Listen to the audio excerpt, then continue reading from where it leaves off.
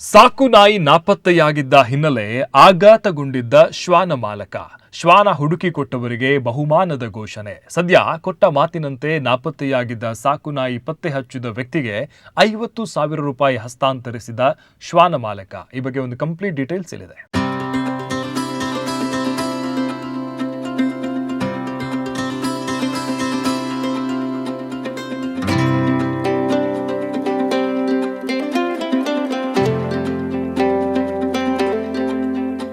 ಪುತ್ತೂರಿನ ಕಬಕ ಸಮೀಪದ ಪೋಳ್ಯ ನಿವಾಸಿ ಶ್ವಾನಪ್ರಿಯ ಗಣೇಶ್ ಕೇರ ಅವರು ಮನೆಯಲ್ಲಿ ವಿವಿಧ ತಳಿಗಳ 30 ನಾಯಿಗಳನ್ನು ಸಾಕುತ್ತಿದ್ದಾರೆ. ಅವುಗಳಲ್ಲಿ ಚಿನ್ನು ಎಂಬ ಶ್ವಾನ ಫಿಟ್ಸ್ ಸಮಸ್ಯೆಯಿಂದ ಕಾಲಿನ ಸ್ವಾಧೀನ ಕಳೆದುಕೊಂಡಿತ್ತು. ಅಲ್ಲದೆ 3 ವಾರಗಳ ಹಿಂದೆ ಕಾಣೆಯಾಗಿತ್ತು. ಹೀಗಾಗಿ ಶ್ವಾನವನ್ನ ಪತ್ತೆ ಹಚ್ಚುವ ಸಲುವಾಗಿ ಗಣೇಶ್ ಅವರು ಸಾಮಾಜಿಕ ಮಾಧ್ಯಮಗಳಲ್ಲಿ ಮಾಹಿತಿ ಹಂಚಿಕೊಂಡಿದ್ದಲ್ಲದೆ ನಗರದ ವಿವಿಧ ಕಡೆ ಶ್ವಾನದ ಮಾಹಿತಿ ಇರುವ ಬ್ಯಾನರ್ ಅಳವಡಿಸಿದ್ರು. ಶ್ವಾನವನ್ನ ಹುಡುಕಿಕೊಟ್ಟವರಿಗೆ ಅಥವಾ ಸುಳಿವು ನೀಡಿದವರಿಗೆ 50,000 ರೂಪಾಯಿ ಬಹುಮಾನ ನೀಡುವುದಾಗಿ ಘೋಷಿಸಿದ್ರು. ಇದೀಗ 3 ವಾರಗಳ ಹಿಂದೆ ನಾಪತ್ತೆಯಾಗಿದ್ದ ಶ್ವಾನವನ್ನ ಸ್ಥಳೀಯ ವ್ಯಕ್ತಿಯೊಬ್ಬರು ಹುಡುಕಿಕೊಟ್ಟಿದ್ದಾರೆ. ಅದರಂತೆ ಗಣೇಶ್ ಅವರು ಕೊಟ್ಟ ಮಾತಿನಂತೆ ಹುಡುಕಿಕೊಟ್ಟ ವ್ಯಕ್ತಿಗೆ 50,000 ರೂಪಾಯಿ ಬಹುಮಾನವನ್ನ ನೀಡಿದ್ದಾರೆ.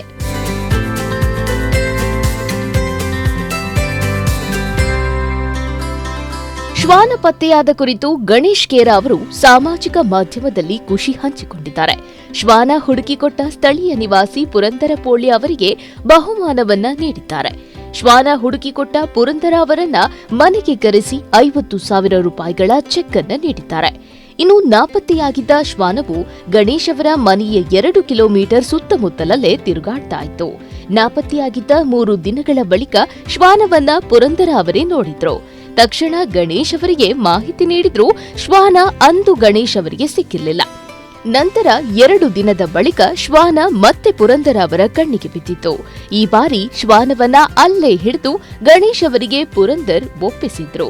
ನಮಗೆ ಅಂದ್ರೆ ಚಿನ್ನು ಹೊಡೆದು ಅಂತ ಆದರೆ ಅದು ಹುಷಾರಿಲ್ಲದ ಕಾರಣ ಅದು ಆರೋಗ್ಯವಾಗಿ ಇರಲಿಲ್ಲ. ಹಾಗಾಗಿ ಅದರ ಮೇಲೆ ಪ್ರೀತಿ ಅದರ ಜಾಸ್ತಿ ಆಯ್ತು. ನಮಗೆ ಬೇರೆ ನಾಯಿಗಳ ಮೇಲೂ ಪ್ರೀತಿ ಉಂಟು, ಇಲ್ಲ ಅಂತಲ್ಲ. ಬಟ್ ಇದನ್ನು ನಾವು ಮಕ್ಕಳಾಗಿ ನೋಡ್ತಾ ಇದ್ದೆವು ನಮ್ಮ ಮನೆಯೊಳಗೆ ಇಟ್ಕೊಂಡು. ಹಾಗಾಗಿ ಏನಾಯ್ತು ಅಂದರೆ ಅದು ಸಡನ್ ಆಗಿ ಮಿಸ್ ಆದ ಕೂಡಲೇ ನಮ್ಮ ಮನೆಯ ಒಂದು ಮೆಂಬರ್ ಅಂದರೆ ಮಕ್ಕಳು ಮಿಸ್ ಆದ ಟೈಪು ನಮಗೆ ಆಯಿತು ಫೀಲ್. ಹಾಗಾಗಿ ಅನೌನ್ಸ್ ಮಾಡಿದೆ. ನಾನು ಫಸ್ಟ್ ನನ್ನ ವಾಟ್ಸಪ್ಪಲ್ಲಿ ಕಳಿಸಿದೆ. ವಾಟ್ಸಪ್ಪಲ್ಲಿ ಎಲ್ಲ ಕಡೆ ಹಾಕಿದೆ. ನನ್ನ ಫ್ರೆಂಡ್ಸ್ಗಳಿಗೆ ಕಳಿಸಿದೆ. ಮಿನಿಮಮ್ ಒಂದು 500 ಕಾಲ್ಗಳು ಬಂತು. ನಿಮ್ಮ ನಾಯಿ ಹೀಗೆ ಆಗಿದೆ ಅಂತ ಅಲ್ಲ, ಹೌದಾ? ಅದರಲ್ಲಿ ತುಂಬ ಜನ ಕ್ವಶನ್ ಮಾಡಿದರು, ನೀವು ಅಷ್ಟು ಆಫರ್ ಕೊಡಲಿಕ್ಕೆ ಏನು ಕಾರಣ? ನಾಯಿ ಯಾವ ಬ್ರೀಡ್? ನಾನು ಹೇಳಿದೆ ಬ್ರೀಡ್ ಯಾವುದಲ್ಲ, ಲೋಕಲ್. ಬಟ್ ನಾನು ವ್ಯಾಲ್ಯೂವನ್ನು ಹಿಡಿದದ್ದು ನಾಯಿಯ ಮೇಲೆ, ನಾಯಿಯ ರೇಟ್ ಅಲ್ಲ ಹಿಡಿದದ್ದು, ನಾಯಿ ಮೇಲೆ ಇರುವಂಥ ಪ್ರೀತಿ. ಇವಾಗ ಮನೆಗೆ ಬಂದು ಕಲ್ಲು ಬಿಸಾಡಿ ಓಡಿಸ್ಲಿಕ್ಕಿಲ್ಲ. ಇದು ಹಾಗಿದ್ರೆ ಕೇರದವರದ್ದಾಗಿರ್ಬೋದು, ನಾಯಿ ಚಿನ್ನು ಆಗಿರ್ಬೋದು, ನೋಡುವ ಅಂತೇಳಿ ನನಗೆ ಕಾಲ್ ಮಾಡ್ಬೋದು ಅಂತ ಹೇಳೋ ದೃಷ್ಟಿಯಿಂದ ನಾನು ಅದನ್ನು 50,000 ಆಫರ್ ಹಾಕಿದ್ದು. ಮತ್ತೆ ಅದರ ಮೇಲೆ ಪ್ರೀತಿ, ಅದು ನನಗೆ ಸಿಗಲೇಬೇಕು. ಅದು ಜೀವದಲ್ಲಿ ಸಿಗಬೇಕು, ಇಲ್ಲದಿದ್ದರೆ ಅದರ ಬಾಡಿ ಆದರೂ ಸಿಗಬೇಕಿತ್ತು ನನಗೆ. ಮಾಲಿಂಗೇಶ್ವರ ದೇವಸ್ಥಾನ ಅಂತ ಹಿಡಿದು ನಾನು ಈಗ ಹೋಗಿ ಬಂದೆ ಅಲ್ಲಿಗೆ. ನಮ್ಮ ಪೋಳ್ಯ ವೆಂಕಟರಮಣ ಇವರು ನಾಗನಿಗೆ ಪರಶಿನ ಕಡವಿಗೆ ಹೋಗಿದ್ದೆ. ಪರಶಿನ ಕಡವಿಗೆ ಹೋಗಿ ಅಲ್ಲಿ ನಡೆಯಲ್ಲಿಟ್ಟು ಮುತ್ತಪ್ಪನಿಗೆ ಪ್ರಾರ್ಥನೆ ಮಾಡಿ ಅಲ್ಲಿ ನಮ್ಮ ಚಿನ್ನುವಿನ ಲೆಕ್ಕದಲ್ಲಿ ಒಂದು ಅನ್ನದಾನ ಸೇವೆ ಸಹ ಮಾಡಿಸಿಕೊಟ್ಟು ಬಂದಿದ್ದೆ. ಹಾಗೆ ನಮ್ಮ ಗ್ರಾಮ ದೇವಸ್ಥಾನ, ನಮ್ಮದು ಊರು ನೀರ್ಚಾಲ್ ಬದಿರ್ಕ, ಅಲ್ಲಿ ಪೆರಡಾಲದಲ್ಲಿ ಕುಟ್ಟಿಚಾತನ್ ಅಂತ ಹೇಳಿ ತುಂಬ ಫೇಮಸ್. ಅವರು ನಮಗೆ ಬೇರೆ ಇಲ್ಲಿ ಕಳೆದು ಹೋದನ್ನು ಕೆಲವು ವರ್ಷದ ನಂತರ ನಮಗೆ ಚಿನ್ನವನ್ನು ಕೊಡಿಸಿದ್ದಾರೆ ಕುಟ್ಟಿಚಾತನ್. ಹಾಗೆ ಅವರಿಗೂ ಸಹ ಒಂದು ಹರಕೆಯನ್ನು ಹೇಳಿದ್ದೇನೆ. ನನಗೆ ಎಲ್ಲೆಲ್ಲ ನನಗೆ ದೇವರ ನಂಬಿಕೆ ಇರುವ ದೇವರುಗಳಿಗೆಲ್ಲ ಹರಿಕೆ ಮಧುರು ಮಹಾಗಣಪತಿಯಲ್ಲಿಯೂ ಸಹ ನಾನು ಕೇಳಿಕೊಂಡಿದ್ದೇನೆ. ಬಟ್ ನನಗೆ ದೇವರು ಕಣ್ಣು ಬಿಟ್ಟದ್ದು 25ನೇ ದಿವಸ, ನಿನ್ನೆ ಬೆಳಿಗ್ಗೆ.